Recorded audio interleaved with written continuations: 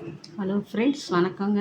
இன்றைக்கி நம்ம சமையல் வீடியோவில் முருங்கைக்கீரை பொரியல் தாங்க பார்க்க போகிறோம். முருங்கைக்கீரை பொரியல் செய்கிறதுக்கு நான் ஒரு குடி முருங்கைக்கீரை எடுத்துருக்கேங்க. அதோட பூண்டு ஒரு 10 பல் பூண்டு, சின்ன வெங்காயம் ஒரு கப்பு, இதுக்கு கூட சேர்க்கறதுக்கு வேர்க்கடலை தூள் ஒரு கப்பு, இந்த அரிசியை பச்சரிசியை வறுத்துட்டு பொடி பண்ணி வச்சுருக்கேங்க. இதையும் சேர்க்கறதுக்கு தாளிக்கிறதுக்கு 2 காஞ்ச மிளகாவை கிள்ளி வச்சுருக்கேன், கடுகு உளுத்தம் பருப்போட. இப்போ வாங்க நம்ம செய்முறையை பார்க்கலாம். எண்ணெய் 2 ஸ்பூன் ஊற்றிருக்கேங்க. இப்போது எண்ணெய் காஞ்சிடுச்சு. இந்த தாளிக்கிறதுக்கு இதை போட்டுக்கலாம். கடுகு உளுத்தம் பருப்பு, 2 மிளகா, காஞ்ச மிளகாவை, கடுகு பொரிஞ்சிச்சுங்க.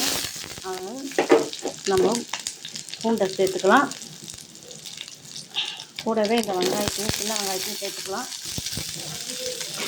தேவையான அளவு உப்பு சேர்த்துக்கலாங்க. கூடவே ஒரு 1/4 ஸ்பூன் மஞ்சள்தூள் சேர்த்துக்கலாம். இப்போது இந்த வெங்காயம் கண்ணாடி பதம் அளவுக்கு வதங்கினா போதுங்க. கூட கீரை சேர்த்துக்கலாம்.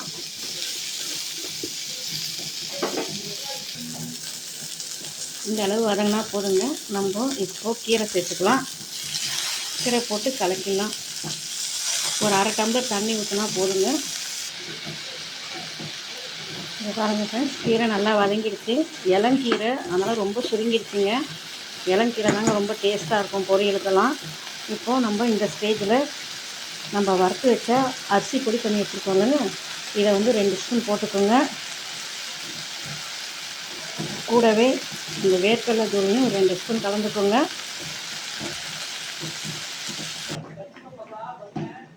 பாருங்கள், சுவையான முருங்கைக்கீரை பொரியல் ரெடி ஆயிடுச்சு. பாருங்கள், எவ்வளோ உதிராக ஒன்றோட ஒன்று கீரை ஒட்டலை, எவ்வளோ நல்லா இருக்குது பாருங்கள். இது மாதிரி நீங்களும் செஞ்சு பாருங்கள், சூப்பராக இருக்கும்.